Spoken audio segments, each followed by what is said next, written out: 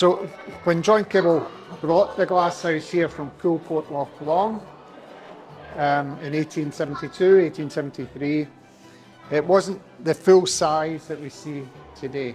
We know that the small dome, which is here, was there.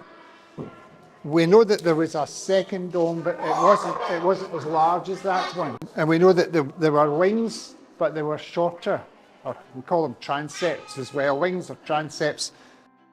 So when the glasshouse came here, the wings were extended to the north and south, and the large dome was made even larger.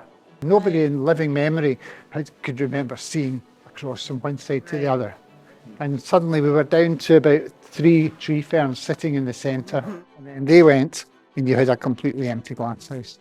And then we dug out the central orchestra pit, and we had a small event just before the contractors moved in, and we played with some music, waltz music that was composed and dedicated to John Kibble.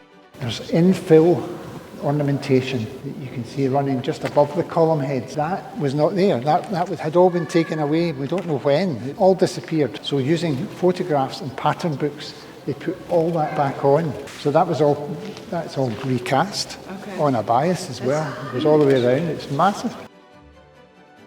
And the glass, however, is very thin glass. It's 4mm horticultural glass on the roof because it couldn't take the weight of heavier glass. But the glass at the low level, all the way around, up to sort of my height, that's all toughened glass. It's a curvilinear iron glass house, and it means that it's aerodynamic. The wind sort of flows over.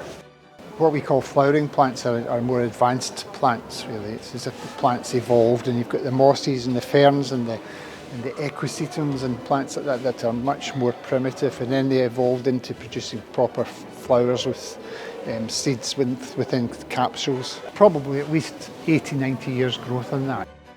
Fibrous roots, and then there are mosses that grow on, and then there are liverworts as well. Because the tree ferns are so slow growing, they very rarely hit the roof. I've seen one hit the roof for a long time. If we put other plants in, they would keep hitting the roof, and we'd have to keep cutting them back down.